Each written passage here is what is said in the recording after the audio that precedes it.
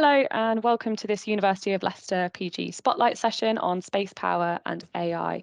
My name is Alicia and I'm the UK Postgraduate Recruitment Officer here at the university. I'm going to be the host for today's session, and my colleague Sam is on hand in the chat function to organise any questions you might have. So please just take a moment to familiarise yourself with the Teams layout. The chat function is located in the top right part of your screen. And just feel free to say hello, let us know where you're joining from, and maybe a bit about what you're looking for from today's session. I'm joined today by staff from our Computing and Mathematical Sciences and Physics and Astronomy schools, and we're going to be exploring what Master's Study and beyond is like at the University of Leicester. Just so you know, these sessions are being recorded, so you'll be able to watch them back online shortly after the session. So keep an eye out on your emails for those links. And just to get started, I'm going to hand over to our panel to introduce themselves with their name, a bit about their role, and perhaps something interesting about their work or area of research. So Rami, I'm going to hand over to you first, if that's okay. No problem at all. Thank you. Yeah, so my name is Dr. Rami Mislam. I'm a lecturer in the School of Engineering. I'm the program director for a new course that we're putting together called Spacecraft Engineering. It's an MSc. My area of research is in space nuclear power systems. So not many people are aware, but the University of Leicester has been pioneering new types of space nuclear power systems for the past decade for the European Space Agency. That's great. Thank you, Rami. Shall we hand over? We'll hand over to Nigel within the same, within a similar school. Hi, so Nigel Bannister. So I'm an academic in the School of Physics and Astronomy. I'm based at Space Park, and I work on the development of mission concepts, planetary exploration missions. I'm a co-investigator on the ESA JUICE mission to Jupiter, and I'm also the director of the Space Exploration Systems MSc course, and I work extensively with industry developing their apprenticeship programs as well. That's great. Thank you, Nigel. And then Paul, I'll hand over to you. Yeah, hello everyone. My name's Paul King. I'm a lecturer in the School of Computing and Mathematical Sciences, and I'm part of the Actuarial Science team. I'm the program director for our MSc in Actuarial Science with Data Analytics. And like a lot of my colleagues in the Actuarial Science team, I'm very much involved with the UK actuarial profession as a volunteer for the Institute and Faculty of Actuaries. That's great. Thank you. And then Ashik, over to you. Yeah, so Ashik Anjum, I'm a professor of distributed systems in the School of Computing and Mathematics. I'm also a director of enterprise and impact for the schools, where I try to work with the industry, both for the benefit of academics as well as for students. My areas of research are distributed AI, high performance analytics, and recently I have been investigating AI-driven digital twins for different applications. It could be Earth observations or manufacturing, as well as a kind of telecommunication. That's great. Thank you. So yeah, lovely to have you on the call today, and hopefully we'll have some really nice discussions about your various different programs and sort of tie this in with the theme of space power and AI. So just to kind of get things sort of kicked off a little bit, is anyone able to tell our audience about research themes, topics, or areas that perhaps recent master's students have sort of looked into? Maybe it's been part of their dissertation project, or maybe any other sort of projects that they might be involved in, work experience, placements, and otherwise. Does anyone want to sort of kick things off with anything to note to start with? So yeah, actually, over to you. Okay, yeah. So most of my students are MSc students, and I am actually working with them. So I teach a large cohort of MSc students, and this program is specifically tailored to industry needs. So, for example, recently I have supervised 4 different types of projects. For example, cloud computing. So in clouds, we know that the future clouds would be a kind of edge enhanced, where mobile devices, cameras, and similar kind of gadgets would become part of the clouds. So we have been seeing that how we could store data in a kind of a cluster of edge devices, and then could use the AI power within a computational power and AI algorithms within those devices to basically augment the functionality of clouds, actually. So in a way, we are decentralizing the clouds or extending the remit of the clouds to edge devices, actually. Now, previously, everything was centralized. Now, if we have 1 million cameras, all of a sudden we have 1 million nodes that are part of the clouds, actually. So huge applications in society and in industry. This is one of the projects that we have supervised. Another project that we have recently supervised is how can we build a small miniaturized data center on Raspberry Pis. For example, we could buy some small a kind of number of devices, for example, 10 to 15s, and we could take it to the field and say this is our data centers. So if, for example, people are using it for gaming, or people is kind of using it for localized data storage, or if they have any specific application needs where normal clouds cannot be supported, rather we could have our own very purpose-built data centers that could be hosted within a car, that could be hosted within a train, or that could be hosted anywhere, basically remote, where even there is no internet actually. So this project has been fairly successful, and the people have gone on to industry to work in similar domains. And third project that we recently have supervised is blockchain. How can we basically create a kind of trustworthy distributed systems for storage of data? Normally, in existing database system, for example, one person is responsible and then could delete the data, do whatever they want. In blockchains, we cannot edit the data. It's absolutely trustworthy systems. So, and it could be used for clinical trials or very critical applications where basically trust, security, reliability is very, very key actually. So we have been able to develop blockchain system for cloud and non-cloud applications, both for healthcare and beyond. And a number of projects, especially at the MSc at the thesis level, dissertation level, have been investigating this particular area. So if you have any of the questions in these three areas that I've explained, please let me know and I would explain it further. That's great. Thank you, Ashik. And I just wondering on sort of the format of those, do students kind of participate in perhaps writing a dissertation? How do they kind of compile all this information into their projects? What sort of format does this take place in? So yeah, so towards MSc, there is a formal requirement to have basically a dissertation or a thesis. So students spend around 4 to 6 months on this. So we negotiate a topic. So either topic is coming from a student. If we think this is a very interesting topic, we adapt that. Otherwise, we basically allocate a topic that's within our area of research. And then either students work with industry or in some other settings where we are trying to basically design, develop, and demonstrate the project. It's not just writing something, it's actually developing it so that the end product is so good that even if industry wants to use it, they could use it as a proof of concept or a demonstrator actually. And the whole process, how a project is designed, how it's developed, how it's evaluated, and what is the outcome is written in the thesis actually. That basically is submitted for formal evaluation, and where basically students get marked. That's great. That's such a close link with that industry connection then. So really students they're not just kind of producing one output, they're actually, they've got their dissertation, which is that written format, but then it can go on and actually support things that are taking place in industry, which is fantastic. Yes, it's industry, and most of the students who are working with industry, they end up getting jobs actually in the industry. Yeah. So, it's fairly independent actually. We have a minimal supervision. It's not that we are supervising on daily basis. Probably every couple of weeks, students spend an hour or so with us, and then they are basically a kind of delivering the program of work at their own pace. Brilliant. No, that's really great. Thank you. Thank you for sharing that. Nigel, I'm going to hand over sort of similar question to you about kind of research areas maybe that recent students have studied.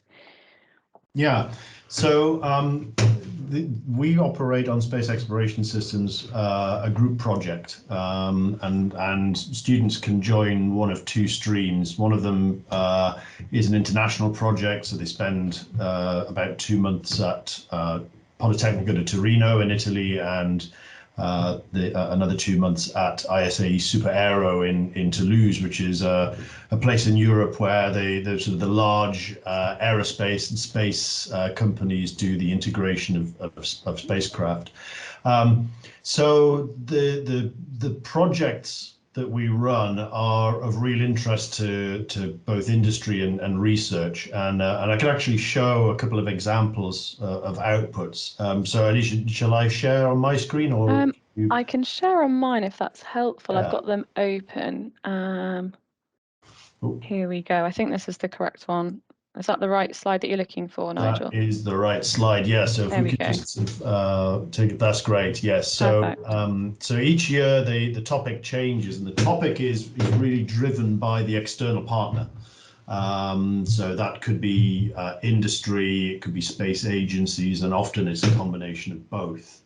So let me first of all give you a sense of what this year's project is, because it's really exciting. It's looking at the development or the design of an X-ray interferometry mission. So this is based on novel optical designs that have been developed at the University of Leicester. It's in partnership with SRON, the Dutch Space Agency. And this kind of instrument concept has the potential to reveal astrophysical objects, black holes, the centers of galaxies, stellar coronae, even extrasolar planets in unbelievable, unprecedented detail. But it places really very strict, very challenging requirements on the design of the satellite, the thermal design, the way that it's controlled, and so on. So students in the project this year, and they're working on this right now, are really kind of at the sharp edge of some of these questions. So they're working with the space agency and the academic partners to seek solutions, do outline design studies for a mission that is genuinely being prepared for a future flight proposal. On this slide, you can see some examples of outputs from our students from a few recent projects in the past.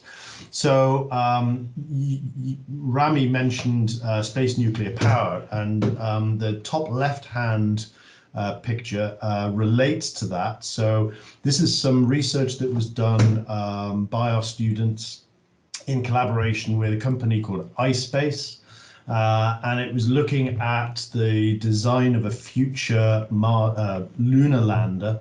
And one of the objectives of this lunar lander was to allow the exploration of locations in the moon that are in darkness. So the first three craters that you can see here on the screen, the sort of top left, top right, and lower left, they're in daylight. But there's another crater in the bottom right-hand side that has areas of perpetual darkness.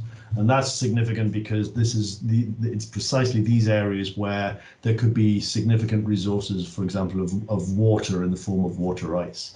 It's a really challenging task to design systems, robotic exploration systems, to explore those regions because they're cold, there's no light for solar panels. And so the space nuclear power technology that Rami and his colleagues are developing is really critical to this area. So the students went in great depth into the design and the performance of a rover that was based around this space nuclear power design to access those regions. Bottom left-hand panel. So a couple of years ago, we had a project looking at microgravity. So students were analyzing the microgravity conditions on board the International Space Station and other facilities, looking at the demand for microgravity research. International Space Station is a major source of microgravity experimental facilities, and it's going to be retired soon. So there's a concern over how we do this really important research. The students analyzed this, came up with technical designs for facilities, including orbiting facilities, that would allow a continuation of that work. And that was actually picked up by a number of research institutes, including NASA. Top right-hand side, this is work done by students also a couple of years ago on a new mission to test and demonstrate short wavelength infrared observations for maritime domain awareness and space situational awareness, and also the use of artificial intelligence for onboard processing. That hardware for that mission is starting to be delivered now. We have some of it on our bench here at Space Park, and students made a major contribution towards the initial scoping of that project. And coming back to space nuclear power, bottom right-hand side, this is some work that students did with a couple of companies, Reaction Engines and Rolls-Royce, who've been previous project partners, looking at the potential for horizontal launch systems to become a key part of a future space nuclear power enabled space architecture. And in this case, they were looking at launch trajectories, abort modes, and the advantages that these systems confer for future exploration missions. And all of these outputs have been delivered to companies and to agencies as an output from the students' work. Absolutely, that's great. Again, that transferring of that knowledge that you're learning on your postgraduate program, then being applicable to industry, being applicable to, your collaborators. It's great to see that that's what's taking place at the university. Absolutely, and we can talk about it in more detail later, but there are students from each of these projects who are working either as employees for the partners, or who are working in the industry in areas that they develop competencies for, either in the taught phase or in the project phase. Absolutely, no, that's great. And then this does tie in some sort of ways with a conversation I was having previously. I'm going to stop showing those slides, but it ties in with a conversation I was having with Paul actually just before this session started, in terms of that gaining that qualification for the application post university life. So Paul, did you want to maybe talk about kind of the sort of qualifications that your courses will sort of deliver for our students, and what that means then for their careers and their futures going forward? Yeah, of course. So our MSc and indeed our undergraduate program are a little bit different from some of the other courses in the university, because their primary focus, certainly for the MSc students, is usually to come here and to gain exemptions from professional examinations and to study the subjects which will, first of all, avoid them having to take more examinations when they leave with the professional bodies, but also give them the set of skills which they can apply immediately when they move into those jobs. So if anyone who's watching this knows anything about the actuarial qualification, they'll know that there are a lot of exams to pass, and to become a globally recognized qualified actuary, you have to pass about 12 different exams. We can give you exemptions from nearly all of those examinations. We can't let you leave as a qualified actuary, because the professional bodies won't allow that. They want to keep some of it to themselves. But we can get you very, very close to being able to leave as a qualified actuary. And the project work that people do is all very much integrated into the different subjects that they're learning. So actuarial science is all about data, it's all about risk management, and it's also all about communication. There's no point in doing a great piece of research, as I'm sure my colleagues here will agree, if you can't communicate the results of those that research. So we spend a lot of time talking about that and teaching people how to apply a systematic approach to solving problems. If I was to say, is there one thing that we try and do on this course, it's probably that: teach people to solve problems. And those problem-solving skills are very transferable to all sorts of different areas. So I'll stop there. I'm sure we can talk a bit more detail later on, but that's the background.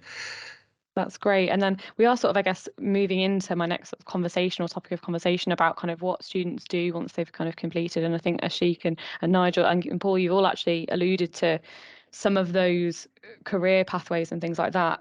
Maybe Rami or Ashik, did either of you want to come in on perhaps experiences that you've had? I know, Ashik, you mentioned industry, maybe Rami as well has had some of those experiences. Can we talk maybe a bit about those career projections? Do you find that students want to stay on to continue research?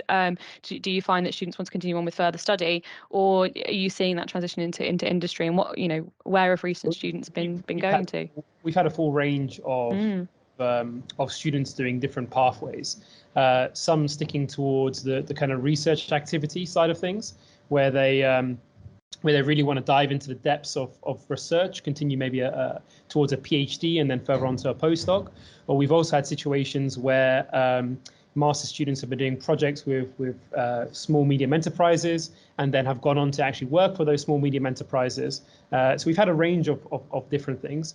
I just want to highlight as well from the School of Engineering courses, we tend to do a lot of practical work as well with our master students. So as well as doing those really nice mission concept designs and mission analysis and design concepts like Nigel was alluding to, in the School of of Engineering, we try to also add that practical element to it, because our engineers at the end of the day are going to be working on practical problems. So they need to have that understanding of, what do you do when things go wrong?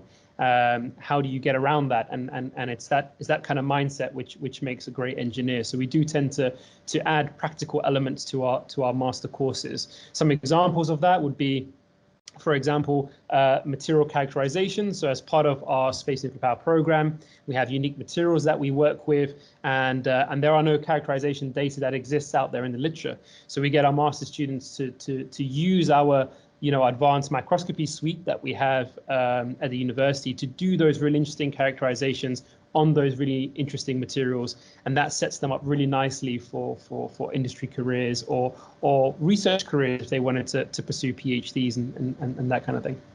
That's great, thank you. Maybe Ashik, I'll hand over sort of similar question to you. I think, yeah, you were definitely talking about sort of industry partners. I think that's probably a key focus for you. Yeah, so there is so much demand in industry that we find it hard to retain students for a research purpose. So I would say that almost 99% students end up having careers in industry.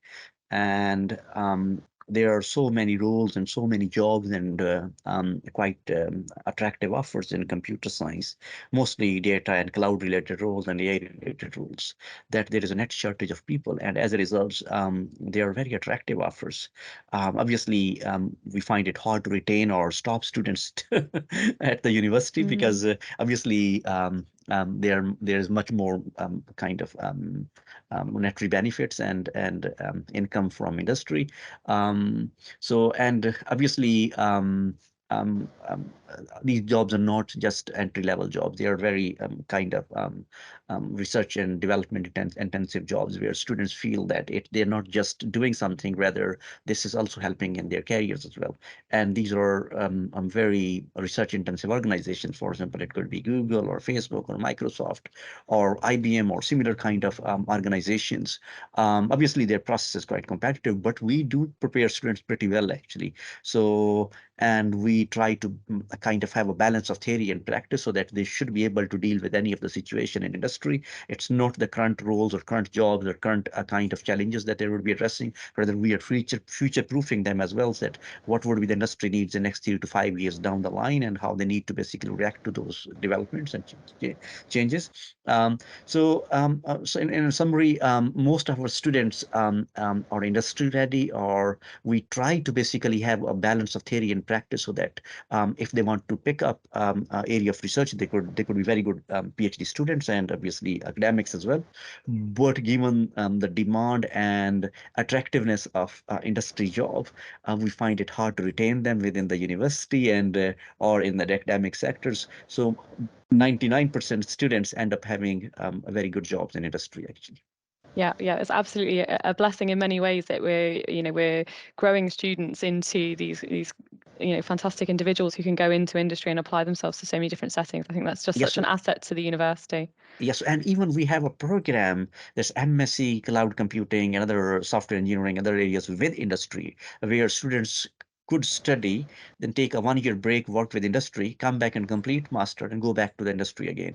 So it's essentially kind of a programs with industry, actually. So the industry's needs and students' careers are basically a kind of carefully thought through, that how basically we could support or develop the careers, and then how industry's needs could be met. And that's the reason this program is quite popular.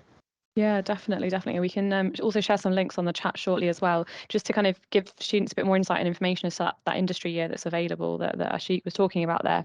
And so I just wanted to, I felt like a theme was kind of coming through as we've been having this conversation, very much about those additional skills. Paul, you touched upon it, the kind of creating those skills to work with people and the communication, that development of you as an individual, not necessarily just academically.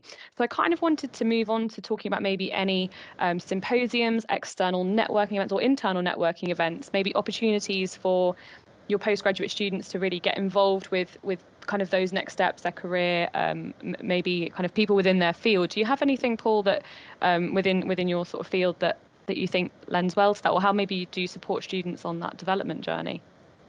Well, yeah, so we actually have, well, let me say, the UK professional body has a number of regional societies, and we actually run one of those. We run the Leicester Actuarial Science Society, which is a student-led society which organises speakers and meetings from within the university, but also external speakers, professional actuaries from the local area, and also, and it tends to be the most popular speakers actually, our graduates who are coming back after a year or two in industry to describe their experience.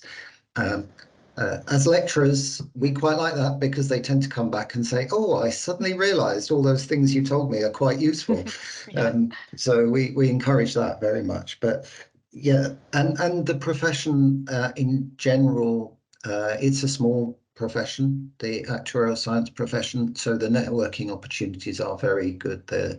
Of course, with since COVID, there's a lot of stuff, webinars and things online that people can join and get to make links with other people. So there's loads of opportunities for that. That's really great. I think that community feeling again is something that comes through in these webinars. That sense that you're on that sort of platform where you're learning from people around you, and like those external seminars, I think are really valuable insight into kind of role modeling where you might want to go, which directions you want to take. I think they're really useful. So maybe Nigel, did you want to kind of come in with any kind of symposiums, maybe field trips, or perhaps conferences that students might have attended recently? Yeah, and actually, Isha, could you bring the slide deck back up? Yeah, absolutely. Is there a specific one you'd like? Yes. Is it slide 12? So if you go from 12, and we'll just take a look. So these group projects, they're a major activity that I think contribute significantly to preparing students for for the environment, the nature of the interaction that they will be having in employment. So we talk about knowledge, but what's also and skills, but what's also important is behaviors, and working in that group, in an international setting, is really, in order to be effective, you have to develop these team working and sort of social behaviors. And I think in the past, people, when they heard language like that, they tended to think that these are very soft, fuzzy concepts, but they're really not. They're absolutely critical in ensuring that complex, multinational, multi-institutional, very high value projects actually succeed. If you can't communicate and work with that broad set of people in the wider team, then the probability of success is small. So we spend a lot of time in our projects dealing not just with the technical material, but guiding students in the project management and in how to interact with the other partners. The slide that you're looking at here, so this is one of the project presentations from our international cohort. And this is actually a presentation that was given at the European Space Agency, technical headquarters in the Netherlands, in ESTEC, and it was actually hosted in the ESA Concurrent Design Facility. And most years we managed to host the project presentation at that location for the international project. If you then go to the next slide. So each year there is a major international conference, IAC, the International Astronautics Conference, and our students, again on the international project, they usually prepare a number of papers to present at that conference, and a set of those students will typically fly out to the conference and present, and they will present a number of sessions. And if you look at the slide 14, So our UK project students, this is the cohort that was involved in the iSpace project.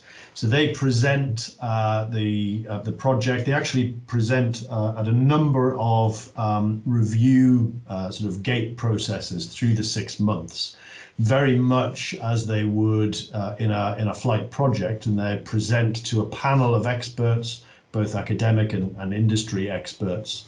By the time they get to that presentation, they've actually been put through a number of quite intensive practice and coaching sessions, so that their ability to deliver technical content clearly and concisely is really really honed. And again, this has been a theme in student feedback, that the preparation that they get from these projects and from these reviews, which can be quite intense experiences. The student is often presenting to an audience for the first time. By the time they've finished, it becomes second nature. And it's really important preparation for future work, because if you're working, whether it's in industry or in academia, the need to present technical material, if you're pitching a contract or a concept, or you're presenting results for a funding review process, is absolutely essential that you get that message across clearly. Yeah, definitely. These are all really good opportunities as well, especially to, like you said, build on those skills, that ability to present. You may not have had that experience whilst you're an undergraduate student, perhaps especially on sometimes an international platform. So it's really, really good experience and exposure to some of those like high level skills that you will get from doing postgraduate study. So that's really great, and it's nice to see all the photos as well. So thank you for sharing them. Ashik, did you maybe want to kind of pick up on any of this, and maybe any sort of networking events that you might have with some of your industry partners, or how do students go about kind of getting their placement? Is it the sort of thing that they would apply for themselves? How do the school support that? Yeah, so we do it in 3 different ways actually. So one, we have a lot of academic collaborations, where academics are directly working with industry partners, and industry then contacts those academics, and then academics share those opportunities with the students. So this is number one. So number two is that students directly apply to different companies, and as a result, they get those placements. And students are having expertise, and industry needs a particular expertise, or vice versa, actually. So, or another thing is that a lot of students that we have are coming with already industry experience, 5 to 7 years industry experience before they start MSc programs.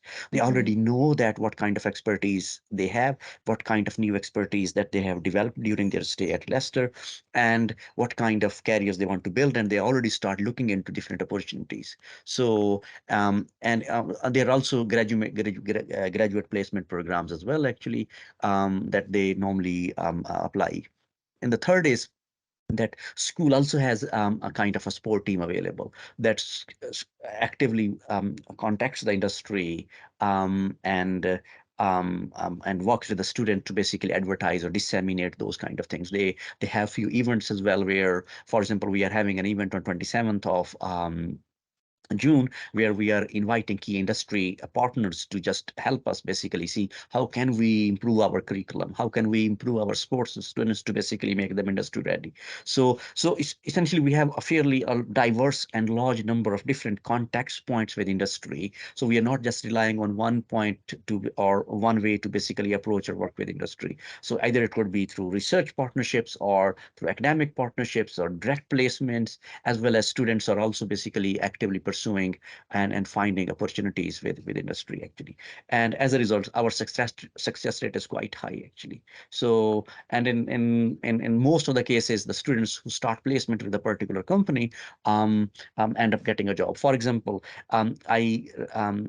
I got a contact from a student when he started first semester, actually, that he has expertise in a particular banking sectors, and he developed a particular expertise in cloud computing. And he said that he's looking for a part-time work. So I was already working with a company that's to do with basically online analytics and predictive maintenance, similar kind of things, where those skills were quite relevant. So a company approached me that they are also looking for a person. So I immediately put them in contact. Students spent a year with them, and now students just submitted a thesis and started full-time role at the company actually. Yeah. So, and this student was international. They also funded the visa for 5 years for that particular student, and they're giving him a very good salary. This is one example of the success story that we have. And not only that, students showed that this program has helped his career, so he wants to start an PhD program, a part-time PhD program. Now, industry is funding that part-time PhD program with us as well, actually. That's brilliant. That's great. So Yeah. we're really taking students in from kind of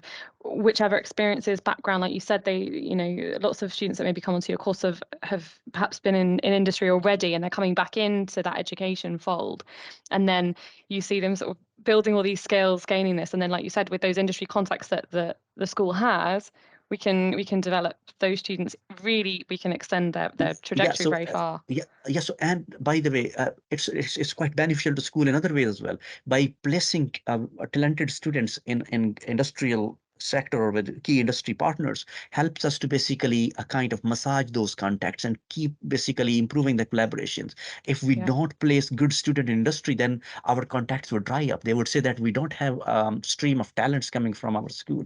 So this is good for academic development. This is good for university developments. Obviously, students are the direct beneficiaries of this, but it has many other benefits. And when these students start working with academics and with industry for a number of years, then we try to basically kind of write impact case studies that, okay, how many students we have basically used to kind of implement some of the research that did with the industrial sector, and what have been the benefits. And as a result, we also have a ref reporting or impact case study submitted to the ref panels, and the university gets indirect benefits for the impact as well, actually.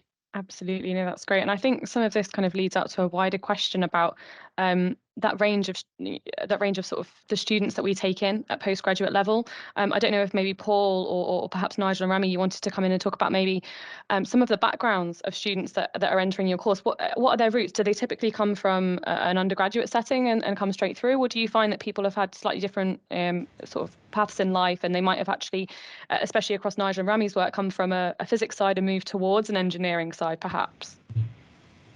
Yeah, so maybe I can pick up on that to start with. So the majority of our space exploration systems MSc students come from either an engineering or a physics background. That can be, any branch of engineering, mechanical, electronic, aerospace. But we also get a lot of applicants from mathematics, computer science. We've had some environmental science students, and they bring a really interesting perspective. Actually, I think the course isn't something that's simply delivered to students. The course is shaped and benefits from the backgrounds that our students have, and students from environmental and biological sciences. When we look at missions that have as an objective characterization of habitable worlds and search for life, they bring something really unique. So we have a good cohort from those sort of conventional engineering, physical sciences, maths background. Most come from directly from the completion of their first degree, but we have had and continue to have a number of students who come after having spent time in industry, for example. And in some cases, they've been out of the higher education environment for some years, but they also bring something unique. They bring that sort of perspective of work beyond the higher education, beyond that kind of academic bubble, if you like. And the way that they interact, particularly in the group projects, is entirely different, and I think that also benefits our more sort of traditional undergraduate intake.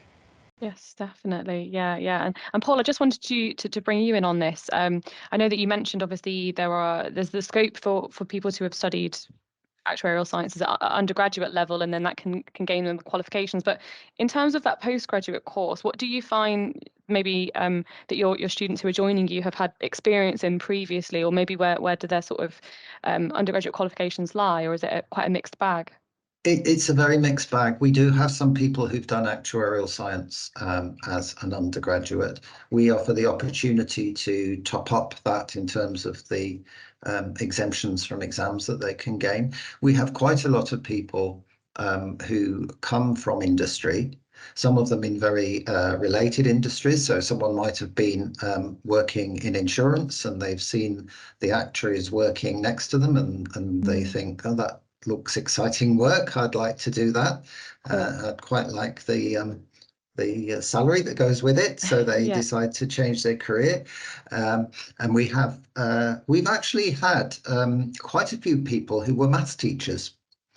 So they've done a maths degree, probably gone and worked into teaching, sometimes just for a small number of years when they've realized it's not really for them. But we also have had some very experienced people. We have had a couple of people who've decided to change their career in their 40s. Yeah. And again, they've been successful. They come and they worry and say, you know, will I be able to get a job? I'm ancient, and I say it's people don't look at your age; they look at your skills. Absolutely. And as Nigel was saying, that life experience or work experience brings with it very valuable skills. So if you combine that with the technical knowledge that we give in this program, they become very saleable indeed. Absolutely. Yeah, no, that's really interesting. I think this is one of the questions I really like to explore a little bit, because when I'm out and about at events, I do have people of all different backgrounds, all different walks of life, kind of looking at different entry routes, looking at different career changes. So it's really, really good to hear that. And I think that, you know, those who are watching the session post-event will really get a feel for, they might resonate with some of the things that you've all said. Actually, they might think, actually, this is the direction I'm thinking of going in. And it just reaffirms that actually postgraduate study is not this perhaps maybe a misconception of students coming straight from their undergraduate courses all the way through to postgraduate study. We really do take a range of individuals. Something I wanted to kind of circle back around on that we've touched on briefly, again, this relates to you, Paul. It's about you mentioned there's a high level of exams or a high level of study required for postgraduate study. How do you support your students with that in terms of maybe personal tutor facilities, and how do you sort of touch base with your students throughout the year? Yeah, I mean, first of all, we have to be completely open about this. Doing a master's course is very intensive, 12 months, and it's hard work. Particularly hard work is the first semester, I think, because people arrive and expecting and hoping to have a few weeks to settle in, and they don't really have that luxury. The amount of material does hit them. So we do a lot of personal teaching. The program is small enough that I can know all of the students individually and support them individually. We try and be as flexible as we possibly can to help them, but there's a fact that there's a lot of material to take in. That's where I think having a few more experienced people around can help, and I'm really keen, and it's one of the best experiences I've had as teaching postgraduates is seeing those students develop to work as a team and support each other. Yeah. And a bit of life experience can go quite a long way when you're supporting people who are maybe in their very early 20s. And one of the differences that I wanted to pick up on something that Rami said about practical experience and learning how to deal with things when things go wrong. One of the differences that people will find from undergraduate to postgraduate study is that they're expected much more to deal on their own with things going wrong, rather than being able to just ask a lecturer to sort it out for them. And so that's a vital skill that they have to pick up. And again, that's something that they pick up quite quickly in the first semester. They arrive not really knowing that that's going to be expected of them, but they're all capable of doing it once they realise that that's what they've got to do. Yeah, absolutely. No, that's really good to sort of pick up on that point from earlier. Thank you for that. I don't know if perhaps Nigel, Rami, or Ashik, you wanted to kind of touch upon that support for students that we were just kind of talking about. That obviously master study is that change, it is that step up in many ways from undergraduate study. So how do you support your students through that process? How do you navigate that? So I would say that we treat it almost like we would treat the first few months of a PhD research project. In that, part of what we're delivering is the technical content, but we're also providing a lot of input and guidance on actually how you do research. So, if you've got a question that you're struggling to answer because it wasn't covered in the lectures and it's not in the textbook, well, you've got this whole universe of peer-reviewed literature, but you need to understand how to engage with that, how to search for it, how to identify credible sources of information. So we do that. We embed those kind of skills in the regular project meetings that we have. And as Paul said, the students during the project phase are largely conducting that research on their own and reporting back. In our case, they report back twice a week in some fairly detailed meetings. But they're not left to drift. One of the sort of the key qualities of the courses that we run is that the team that are delivering the teaching are also expert practitioners in the field. So our students may be looking at published research on particular technologies, but they also have the opportunity to organize sessions and meetings with leading subject experts in the area. So I'm looking at Rami in the screen here. So when students are working on space nuclear power related concepts, they have the potential to talk to the people who are actually leading that international research project. Similarly with novel astrophysical optics techniques and so on. So we have this whole support program, but also the students are members of a larger community. The school that they join is made up not just of the academic staff that are teaching them, but of that wider research and technical community that are also accessible. Absolutely. No, that's really great. Rami, did you want to add anything onto that, with Nigel's Yeah, I comment? was just going to say that it really plays to the strength of the University of Leicester, this tight collaboration between the different schools and this multidisciplinary need for our ever emerging new engineers, talking about the links between engineering and physics on the different space programs that we've historically run. So if the support structure stretches across the different schools, if there's a particular area that can be better answered by the School of Engineering or academics in the School of Physics, we can easily create those links and make sure that support is there. And I think that's a beautiful strength of the University of Leicester. Definitely. And Ashik, I think you mentioned this earlier, actually, so we can kind of come back to what you mentioned about your students sort of having that touching point with academics maybe every couple of weeks. Did you mention that they have those more in-depth meetings where they can talk about their work and actually have that close interaction? In terms of support basis, do you operate a personal tutor system as well, or sort of something similar? Yeah, so Paul and I are in the same school now. So because mathematics, actuarial science, and computer science are one school. Yeah. We share the computing and mathematical sciences.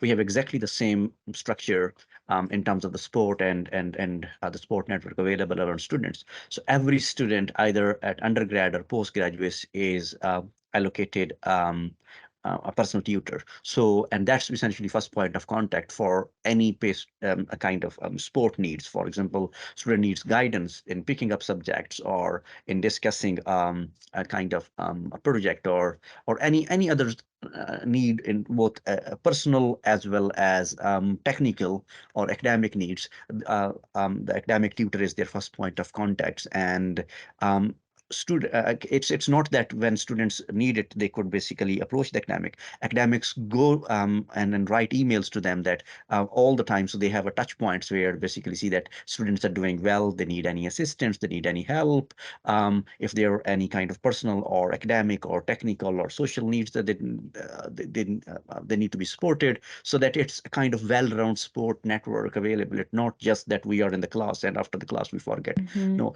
it's essentially any kind of personal or social or academic issues that they could discuss. So there is someone kind of designated a person allocated to each student to basically provide a support network.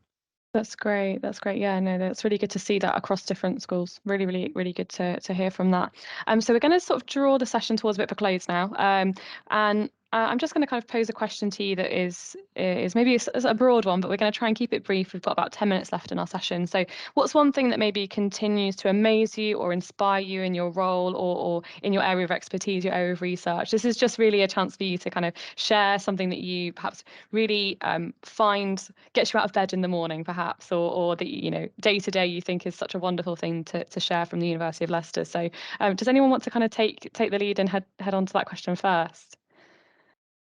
Well, I can say something, because it is something that amazes me every year and actually does inspire me to keep going as well. One of the most, I'll share this as well. One of the most depressing things as a university teacher, probably any teacher, is marking exams.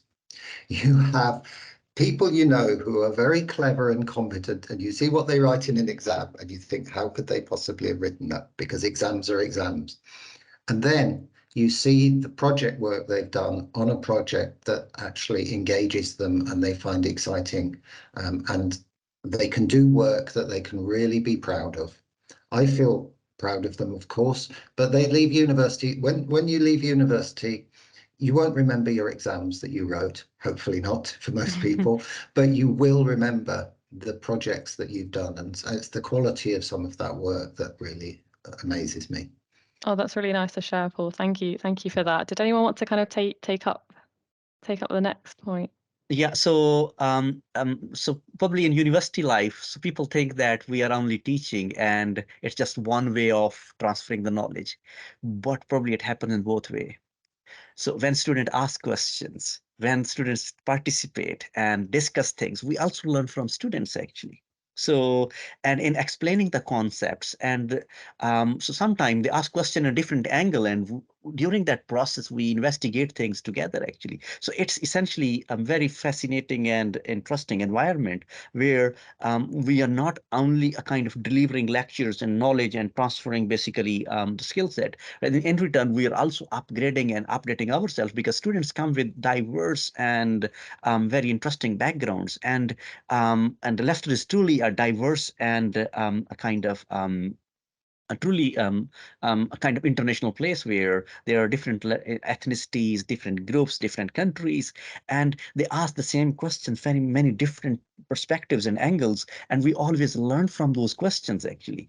And so and for example, what we research and what we teach, when they merge together, actually this becomes a fascinating kind of example that it's personal development as well. When we do research in the labs or with PhD students at postdocs, and when deliver the lectures in the classrooms, it's always things that something we are doing that pleases me, because we are learning all the time, because when there are X number of students in the classroom and they are throwing questions and from right, left, and centers, I think I really enjoy answering those questions and then linking it to my research, and then kind of further improving upon those skill sets.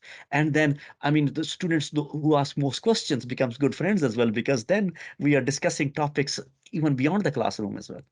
Absolutely, no, that's great. Thank you for sharing that as well. I could see Rami and Nigel actually nodding along for that. So I feel like the sentiment is felt across everyone on the call. So maybe Rami, Nigel, did you want to sort of touch in with your sort of one thing that continues to amaze you? I'll say it just amazes me the adaptability of the students, and you know we sometimes kind of work on the same mission concept across a few different years as students, and just being able to constantly bring in new ideas that the students bring to the table just always amazes me. You know, we've been looking at some concepts for a while, and every time they bring in something that we didn't think of, and like you're saying, she's, you know, bringing in an idea that you know we didn't take into account, and it's a real benefit to us as well as to them. You know, makes the research ever more impactful. Absolutely, thank you. And then Nigel, over to you. Yeah, so it's a really interesting question. I think, you know, perhaps more than the kind of the first undergraduate degree, a master's is really instrumental in shaping the specific direction that your career might take. And what really gives me a kick in the best possible way is seeing students who recognize that and really grasp the opportunity and they engage and embrace the work and throw themselves into it. And every year I can remember, I think about my teaching years in terms of the memorable students that I saw that took ownership of the project, that used it as an opportunity to develop their technical skills to a level that I would say, they are PhD level candidates.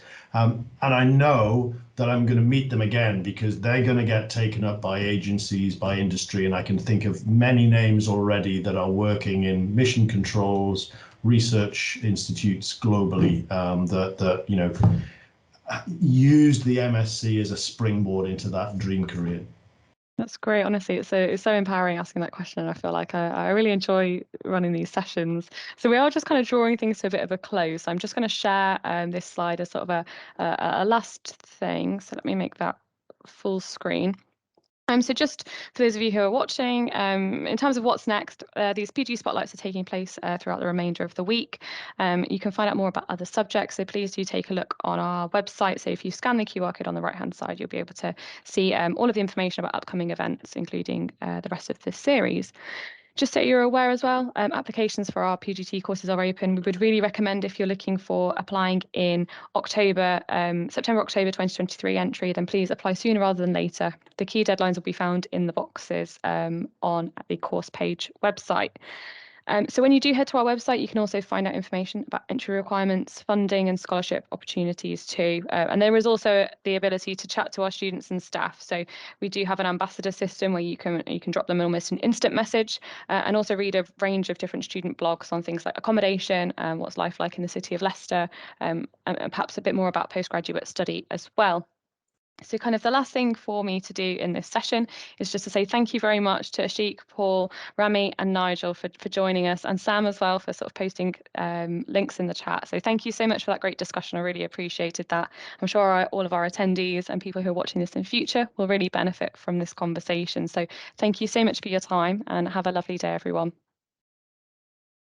Thank you all very much. Thanks. Bye. Thank you. Bye. Thank you very much.